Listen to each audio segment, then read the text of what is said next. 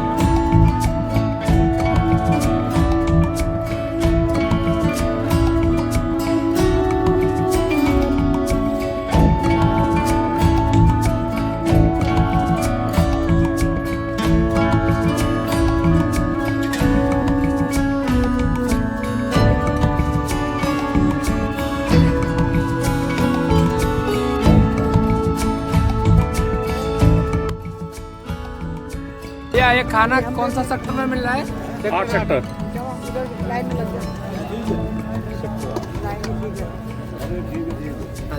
पंडित जी यहाँ का खाना कैसा लग रहा है? अच्छा लग रहा है, बहुत अच्छा है। बहुत अच्छा है।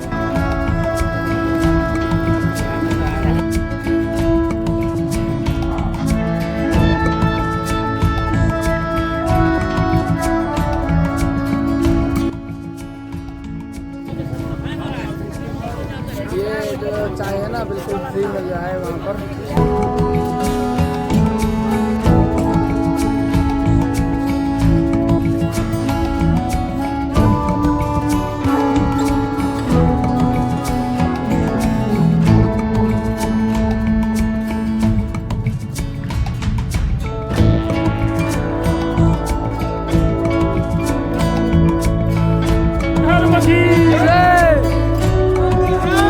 महादेव बोलो, मोदी सरकार के सत्य सनातन धर्म की जय। बोलो योगी आदित्यनाथ के। जैसा कि आप देख सकते हैं भाई, हमारे भाई जो हैं कुंभ का दर्शन करने, और हम लोग भी इसमें खड़े हैं सेक्टर नंबर 7 में। और सेक्टर नंबर 7 का माहौल ये है कि लोग जितने भी तीर्थयात्री सब एक तरीके से आए अपना भोजन यापन कर रहे हैं। और ये संस्था के बहुत बड़े हम लोग आभारी रहेंगे कि उन लोग खाने पीने की व्यवस्था कर रहे हैं। इतनी पब्लिक है आसपास, वो आप देख सकते हैं। एक बार दिखाओ भाई सबको।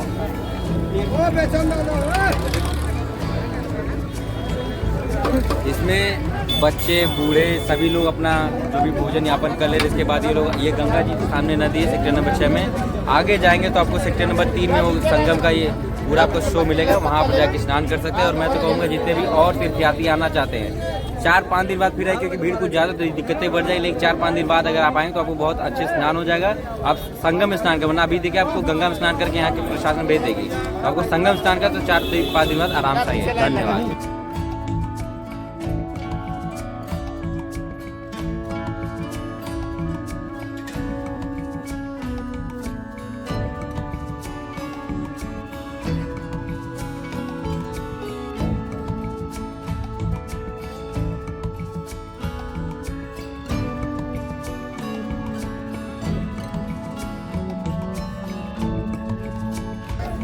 प्रणाम। पंडित जी आपका नाम? शेख नाम है हमारा वैसे तो। पंडित जी आपका? योगी, योगी खड़ा राष्ट्रीय अध्यक्ष। और आपका? हाँ, पढ़ाई करते हो? सन्यासी बनाएंगे, सन्यासी बनाएंगे।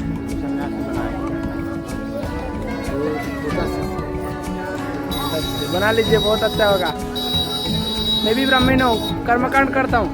इधर अन्न क्षेत्र चलता है सर। हमारा ये सड़क माध्यम से इधर अन्न क्षेत्र चलता है। सुबह से लेके रात्रि 2-3 बजे तक कोई भी दर्शनार्थी जाता है, सबको भोजन यहाँ पे जो है निःशुल्क वितरित किया जाता है। अपना यही सेवा है। अखंड भंडारा चल रहा है निःशुल्क। जो अपना शरणार्थी है आगे खाना। धन्यवाद पंडित जी, मैं जरूर आपके प्रयास। हर हर महादेव।